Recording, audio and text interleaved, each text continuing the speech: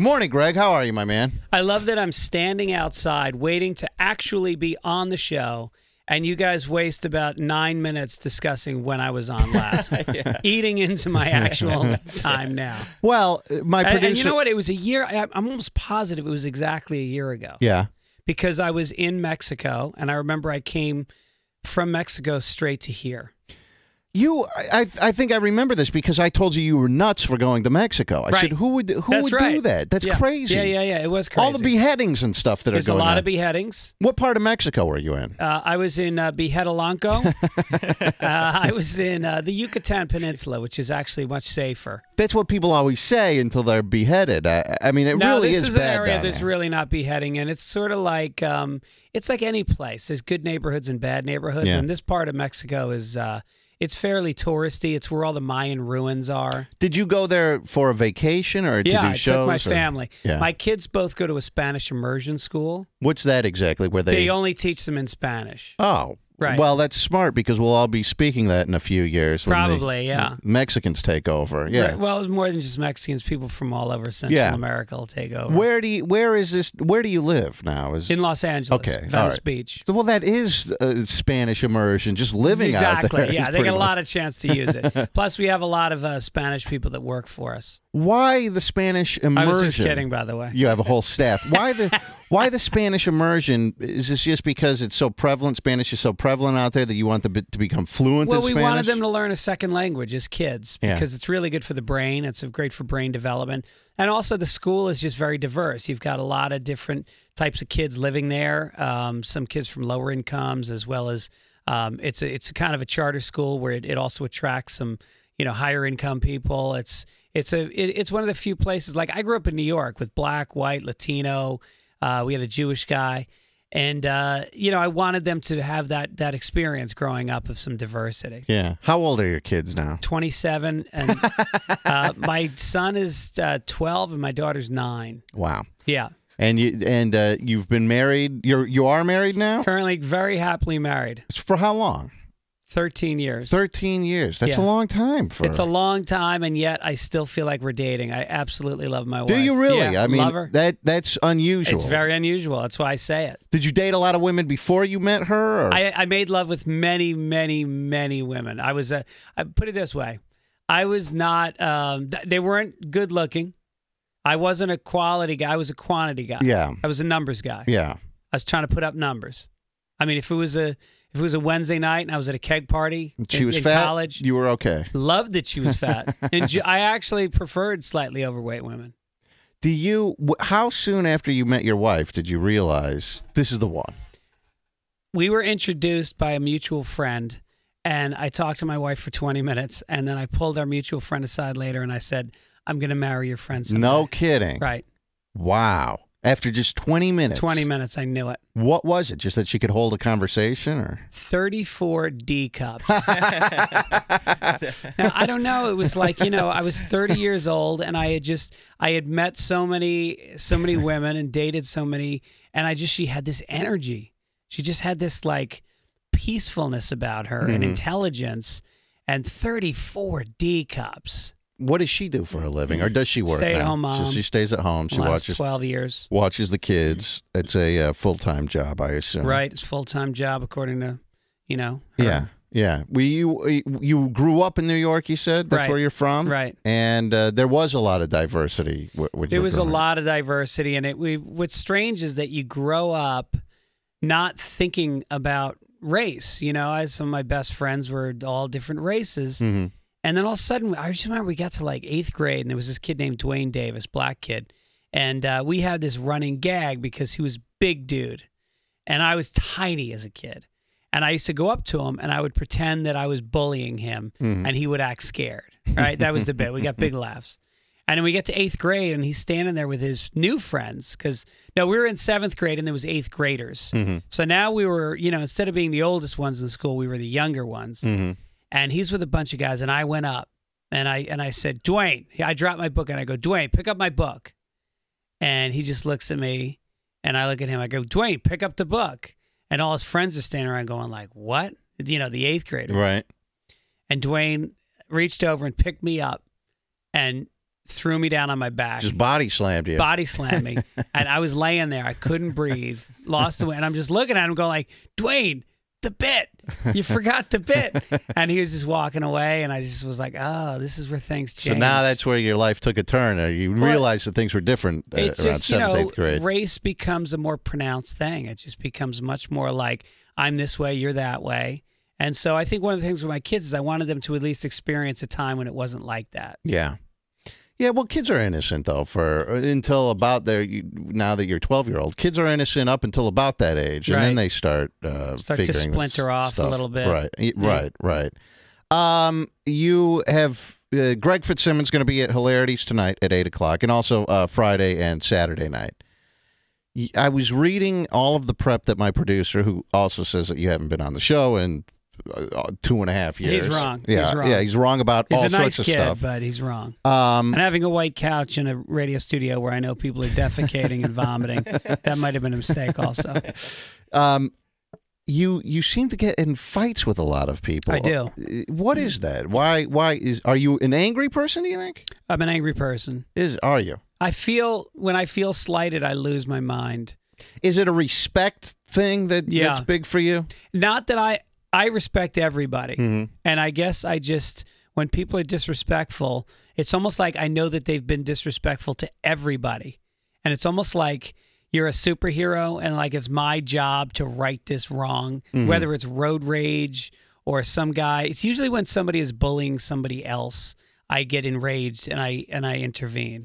My phone screener is like that. This big guy out there. We just were down in Florida the whole show a couple weeks ago, and our producer, he got in an argument with our producer over the phone, and then when we get to the hotel, then he's in the guy's face and he's yelling. He's causing a big scene in the lobby. I'm going to kick your ass. Yeah, at Disney World. At Disney World.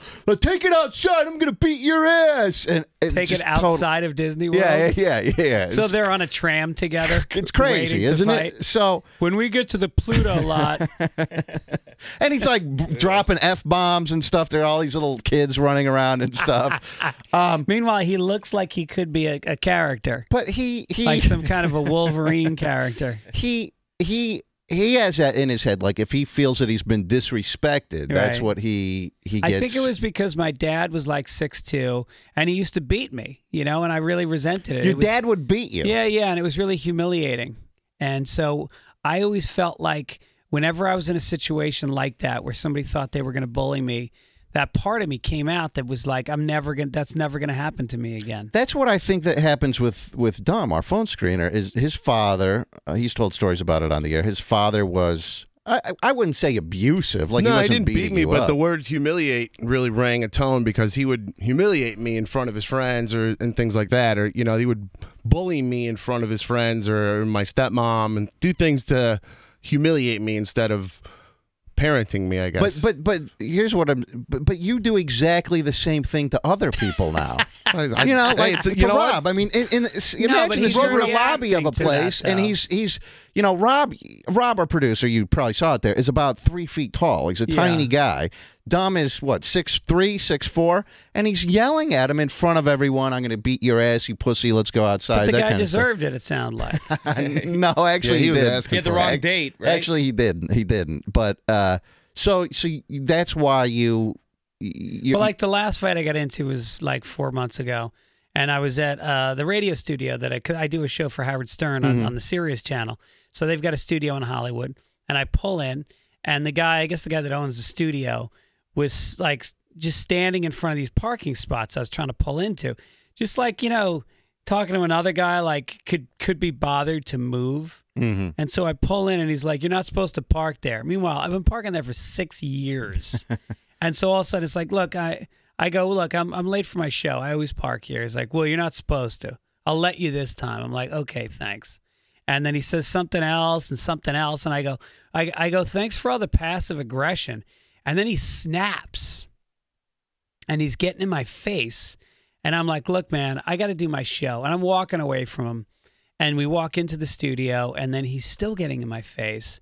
And I'm really not, I went to anger management classes and I have all these techniques that I use when this is happening so I don't get into a fight. And then finally he said, F you. And for me, that's just a switch that you turn and everything goes white. And I can't control what I'm doing. Yeah.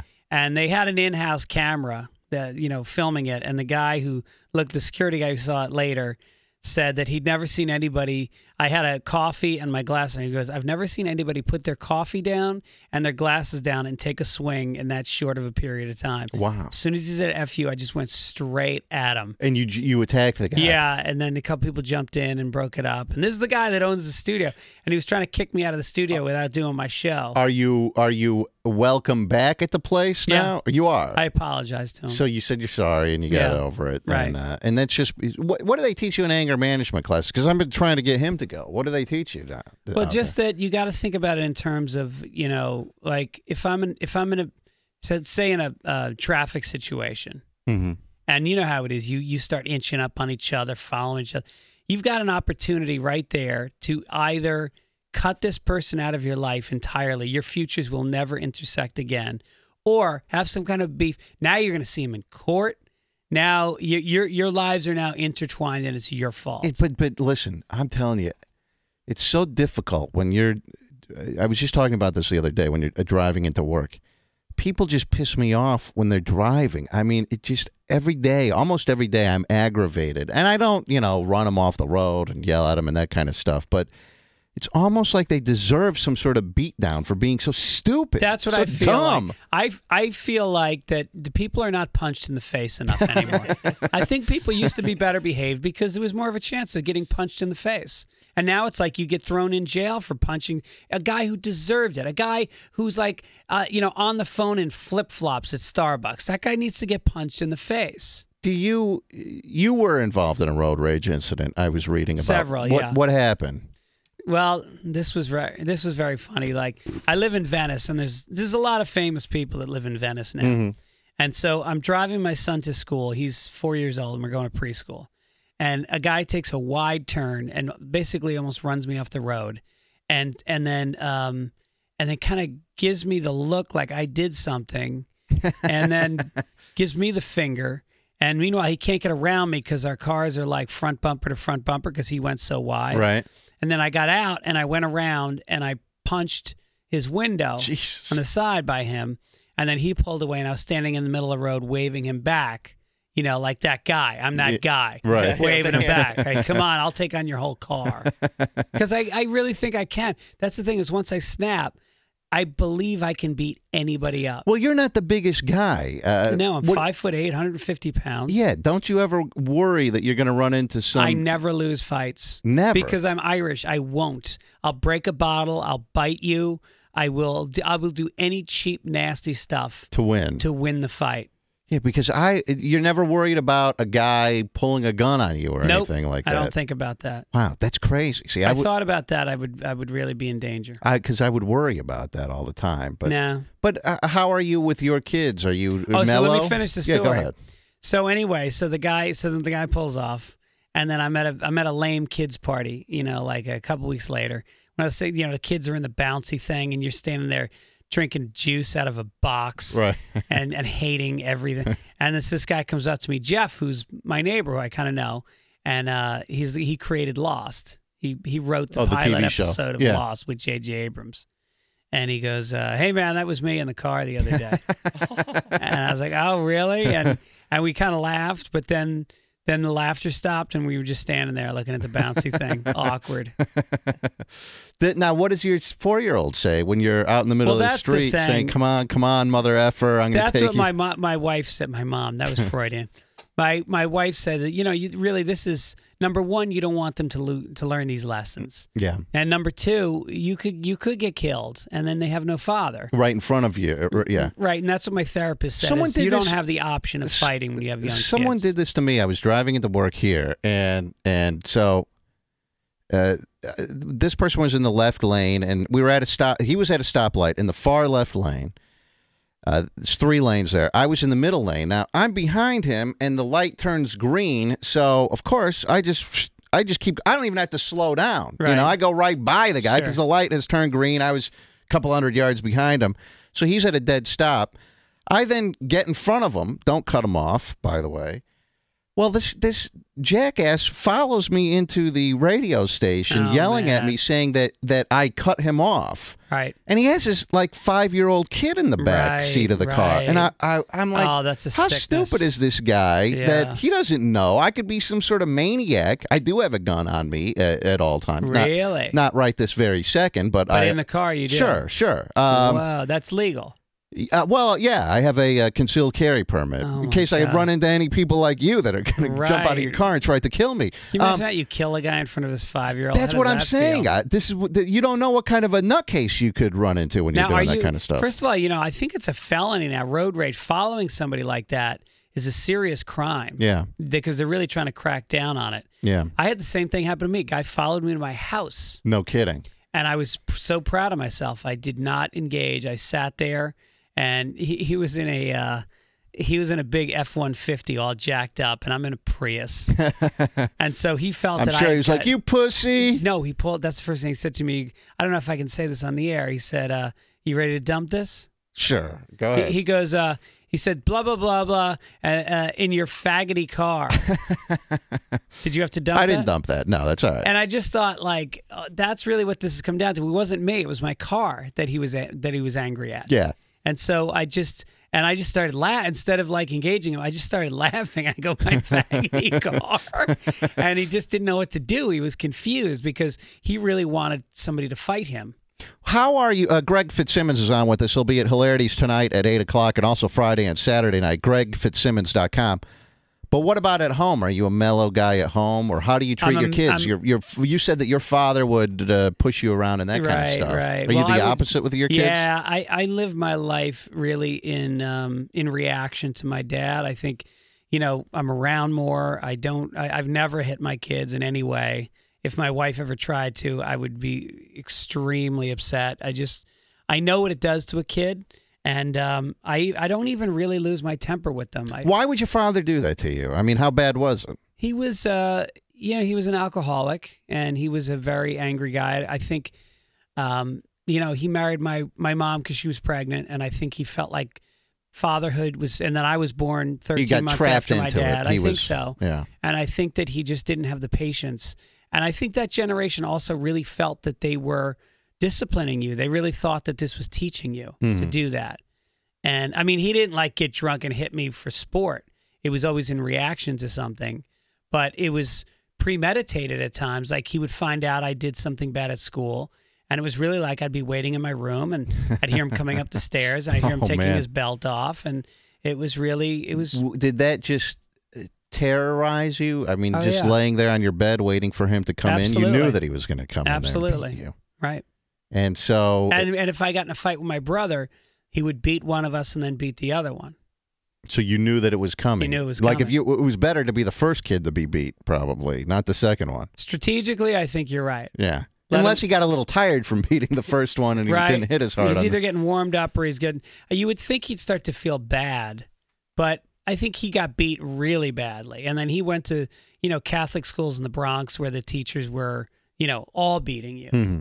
So I think that, when you're beat, you are. I mean, the word is humiliation, and that's stored up in you, and you unleash it on somebody else. And he used to get into bar fights all the time. Yeah. So that probably really is the root of this, that anytime you feel humiliated or put down or minimized, you want to lash out at that because you spent so many years helpless. Helpless, and there's nothing you can do to fight back. Did your father do anything to your mother, or was he? No, never. But, and I wrote a book called Dear Mrs. Fitzsimmons, where it's all about my mom saved every bad discipline report my whole life in a box, and police reports. I got arrested for fighting 3 times when I was a teenager, and she saved the clippings from the newspaper for it. And so I put it all in a book. And one of the stories is about how I was home from college, like freshman year, and my sister was about 16, and she came home drunk. And I heard my father beating her downstairs. And I went down and I got in between them. And I said, if you want to hit somebody, you can hit me. You don't hit a girl. And he just froze. And that was the first time that you stood up to him. I never stood up to him before. And that was the last time he hit me or her. And how many brothers and sisters do you have? My brother was 13 months older. And my sister was a few years younger. What do they do now? tricky question. My brother is he's in New York City, kind of floating a bit, and my sister's happily married in Westchester County. Teaches mentally challenged kids. Her husband's a builder. Were they able to cope with all of this turmoil in childhood? No, I don't think any of us coped well with it. No, I think it's had a profound effect on all of us. Yeah, but it seems like with your children, that you've broken this sort of... I've spent a lot of years in therapy. I quit drinking 21 years ago. I made some really deep changes in my life, which I resent having to have made. I would love to be drinking right now. I miss it. Are you tempted sometimes to? I'll tell you something. I thought about it last night. I don't drink at I don't drink at home. I never. But in a social situation, I have to drink. It would be very, very difficult to go out and not drink in a social situation. Well, think about what I do for a living. People. Yeah. I'm in bars every single night, and that's why you see comics really get into trouble. Yeah. Because the audience is all drinking. Yeah. Drinks are free. It's nighttime. And it's probably almost has saved your marriage. I mean, because that's when bad things start to happen is you get drunk and the chick looks hot and you're like, I can bang this chick in Cleveland. Who will ever find out? Exactly. But so you stopped 21 years ago. 21 years ago. How bad was it? Did it get bad? I told you I got arrested a few times for fighting and drinking and DUI. And it wasn't so bad that I couldn't function. I was doing stand-up, and I'd been doing it for about a year, and I realized it was the first thing I'd ever done in my life well. I really felt like this is something I can do. Mm-hmm. And then I was drunk on stage one night, and I bombed, and I was so embarrassed that I had this thing that ever since I was a kid, I used to go to all the clubs in the city as a teenager, Catch a Rising Star and the Improv, and I'd see all these great comics, and it was a dream to get on stage. And so when I finally did, it was something that I really cherished, and I realized I was going to blow it the way I'd blown so many other things with drinking. And I just, that night that I drank and was drunk, that was the last time I ever touched alcohol in my life. What prompted you to get into stand-up? Well, my dad was in radio my whole life. He was one of the biggest radio guys in New York my whole life. Yeah. And so I saw... Talk show or what kind of... Yeah, talk, just like this. Okay. And I saw that this was something you could do for a living. And I saw that I liked the power that you had. I liked that everybody would shut up and listen. I liked the challenge and the fear of it. I liked the creativity. And I used to memorize comedy albums. And it just felt very anti-authoritarian. In class, I was always the class clown. And it just was something I never thought I would do it for a living, because growing up, you didn't do it. I mean, people didn't do it for a living. There was the George Carlins of the world and all that, but they were playing theaters and Playboy clubs. There was no stand-up comedy clubs back then.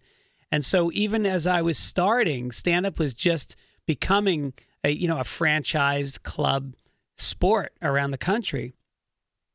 And I kind of grew into it. I came up at a time when you could really make a living, and it was never to get on a sitcom or movies, because that didn't really exist either. It was just for the love of doing stand-up. It just started as a dare. It was me and Joe Rogan and Tom Cotter and, a bunch of guys that all really just came up at the exact same time. Bill Burr.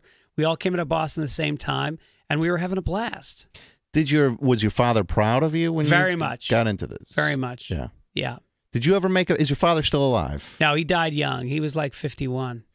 Did you ever make amends with him before he passed away? We weren't talking for 8 months before he died, which is probably something I still deal with today. It was very difficult. You have a little bit of guilt about that. Well, it was hard. I just, I'd had a really hard time with his drinking towards the end. It was getting worse, and I had gotten sober, and it was hard for me to be around that when I was struggling to stay sober myself.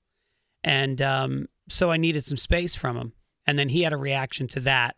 So, a few months after I'd kind of pulled away from him, he kind of stopped talking to me.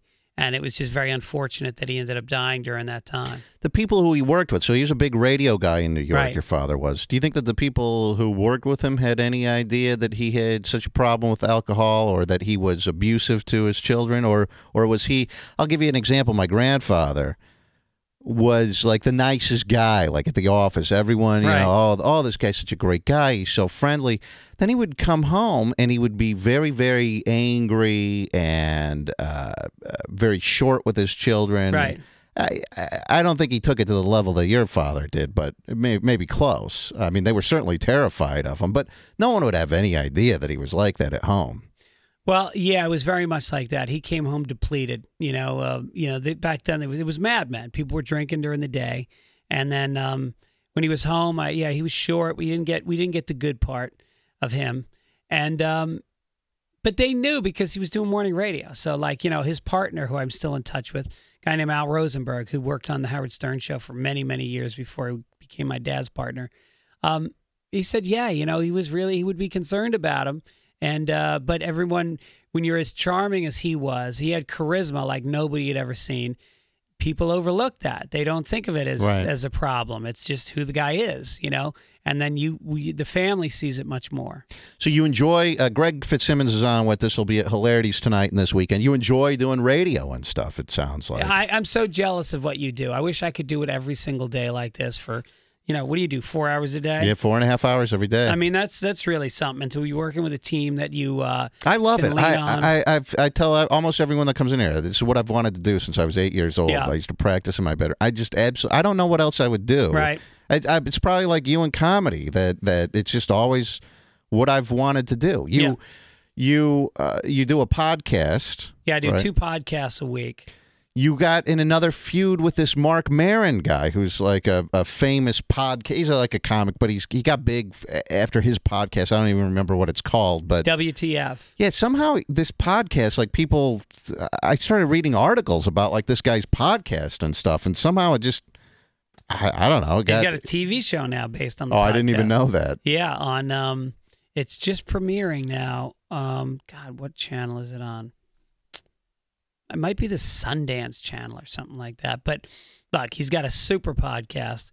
Brilliant dude. Very funny. And he's another guy we started with in Boston, same time. And we get into it because we're both alpha males. We both like to poke people. And I think we both, I think there maybe was some competition there or whatever, some sensitivity. And we got into it hard a couple times. Over what? Over just... Him kind of calling me on stuff. It was very kind of like it was very like getting in each other's heads.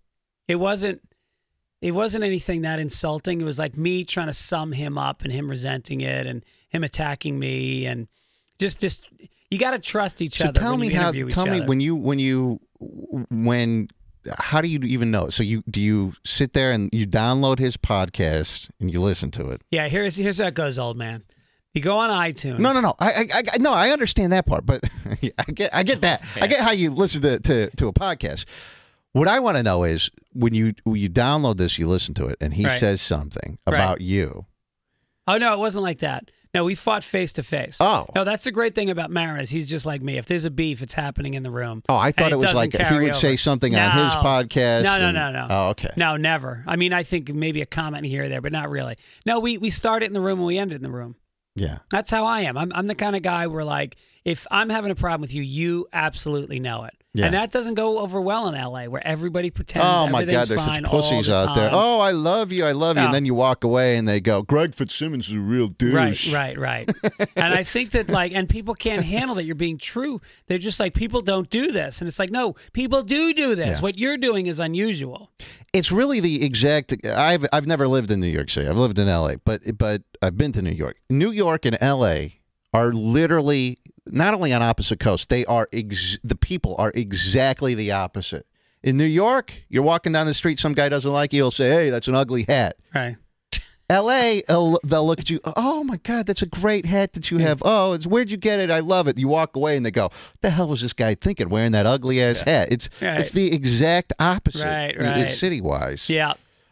Greg Fitzsimmons will be at Hilarities tonight at 8:00, Friday 7:30 and 10:00, and Saturday 7 and 9:30. How'd you get on how'd you get a show on the Howard Stern's channel? Well, I used to go on the show. I still go on, but I went on about 50 times in 7 or 8 years. I was a big regular on the show. And then one day Howard just went, "Hey, why don't you do a show on our channel, like right on the air?" And I said, "I'd love to."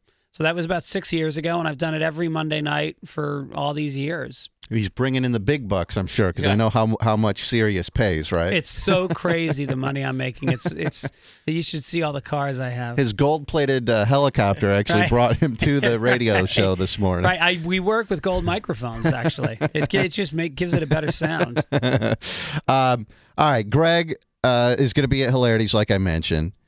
Go see him this weekend. GregFitzsimmons.com is the website and address. Check out the podcast, Fitz Dog Radio on iTunes. It's blowing up. It's Fitz huge. Dog Radio on iTunes. We just had Bill Burr on recently and Zach Galifianakis and get some big name guests. Are you able to track how many people download this and listen to it Yeah, and I can stuff? tell every episode. Do you have advertisers in this podcast? I do, yeah. So, like Audible.com is a big advertiser. So you make Amazon. You make some dough off of this. Yeah, it's almost as much as I make on the Howard Stern show. How do you? Who sells that advertising? Is it like a company sell it? No, for they you just or come something? straight to me. No kidding. Yeah, they come to me and they, I have there's a thing called a server that hosts your website, and they generally have some deals with different advertisers, so it comes in through them or straight to me, and it's weird. You get all kinds of different ads all the time, and then there's a thing where you go to Amazon through my website, because I have an Amazon link on my website, and when they click on it, they kick me back like 5% of every purchase. Oh, all right. So I get, I make a ton of money just by doing that. But most of your, what would you say, 80, 90% of your income is all from stand-up then? No, I write on TV shows. So in any that pays pretty well, doesn't it? Or writing no? on TV it pays a lot. That pays well. That pays crazy money. You did that for the Ellen DeGeneres show, and you hated it. Why? You were the only straight person on staff there? No. I just only man. Or? I hate writing on TV shows. Why? It's just when you're doing your own thing as a stand-up and you're working for an hour a night and you're getting crowds of people cheering and you're the guy. Yeah. It's kind of hard. There's a lot of upsides to writing. I love being around creative, funny people. I love seeing the product of the work go on the air right away. But it's not you. Someone else gets to take your glory. Yeah, it's not even that. It's just sort of weird that like you feel like you could be doing that. Yeah.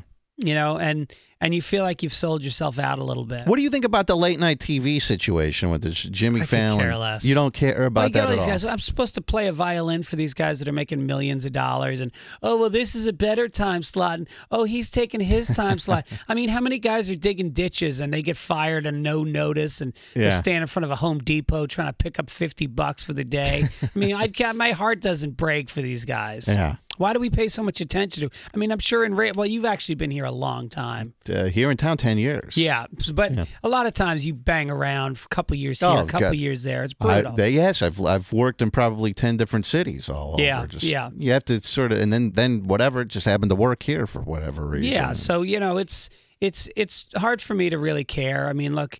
Late night TV, they're all doing the same thing, basically. And that's not to put it down, but it's not like one guy is doing all sketches and another guy is on the street for an hour straight. I mean, they all come out, they stand in the same spot, they do a monologue, they sit at their desk, they do some written bits, they bring out the same lead guests. Yeah. You'll get Jake Gyllenhaal, and he'll do one show one night and one the next. And then they'll have a band or a com. I mean, it's like, who cares? Formulaic, basically. It's such a strict formula. Yeah. And even the jokes, if you watch all of them, you'll hear them actually do almost the same exact jokes on the same topics. How many writers are on a show like that? Oh, God. Tonight Show's got 14. Have you ever worked on any of those shows? Or? I'm trying to think if I worked on a daily show like that. Yeah, Politically Incorrect with Bill Maher. Oh, yeah. That was a daily show where we had to come up with monologue jokes, but that was a different format. How's Bill Maher? I actually like the guy's show on HBO, but something tells me that guy just must be the biggest dick in the world. What am I going to sit here on the radio and start bad-mouthing everybody? He's a treasure. Who's a bigger dick, Mark Maron or Bill Maher? All I'm thinking on these questions is anyone listening to Cleveland radio in L.A.?